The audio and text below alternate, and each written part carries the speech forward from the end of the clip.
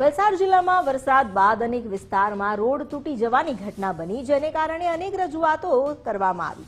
આખરે માર્ગ અને મકાન વિભાગ દ્વારા ધરમપુર તાલુકાના વિવિધ વિસ્તારમાં રોડ બનાવવાની કામગીરી હાથ ધરાઈ, જેમાં પંગારબારી શિશુમાળ સહિત આંબોસી સુધીનો 9 કિલોમીટરનો રોડ બનાવવામાં આવી રહ્યો છે। આ મામલે શિશુમાળ ગામના સ્થાનિકો દ્વારા રોડ બનાવવાની કામગીરીનો વિરોધ કરવામાં આવ્યો। રોડ બનાવવામાં ગુણવત્તાહીન માલ મટીરીયલનો ઉપયોગ કરવામાં આવી રહ્યાનો તેમણે આક્ષેપ લગાવ્યો છે।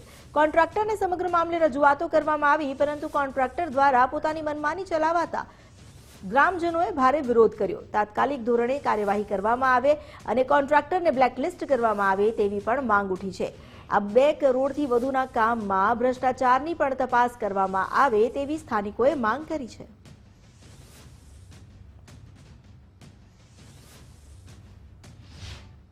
30/11/2025 દિને ધરમપુર તાલુકાના શિશુમાળ ગામથી ફરિયાદ આવે છે કે જે પંગારબારીથી આંબોસી થઈ શિશુમાળ સુધી જે રસ્તો બને છે તે કોન્ટ્રાક્ટર કાર્તિક પડિયાર દ્વારા હાવ બોગસ કામ કરવામાં આવે છે।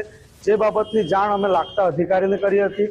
ત્યારબાદ તે અધિકારી બીજા દિવસે ચકાસણી માટે જાય છે અને ત્યારે સ્પષ્ટ દેખાય છે કે કામમાં ખૂબ જ મોટો ભ્રષ્ટાચાર થઈ રહ્યો છે। અને ત્યાં જ્યારે કોન્ટ્રાક્ટર અમારા આદિવાસી લોકોને એમ કહે છે કે એવું હોય તો તું જાતે રોલ ચલાવી લે, મારી બુદ્ધિથી જ કામ થશે।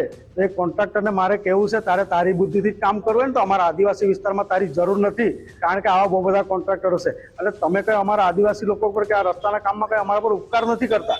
કામ કરવું હોય તો વ્યવસ્થિત કરો અને એ એજન્સીને અમે કાયમી ધોરણે બ્લેકલિસ્ટ કરવાની પણ માંગણી કરી છે। અમારા ગામમાં જે રસ્તો હવે જે બનતો છે ને એ ઘણા ટાઈમ પછી એટલે આવેલો છે રસ્તો નવો, એ બનાવતા અમે જોવા ગયા તો એમાં રસ્તો બરોબર બન્યો નહીં। એટલે અમે બધાએ મળીને કલ્પેશ સાહેબને રજૂઆત કરી કે રસ્તો ખરાબ છે તો સારો બને।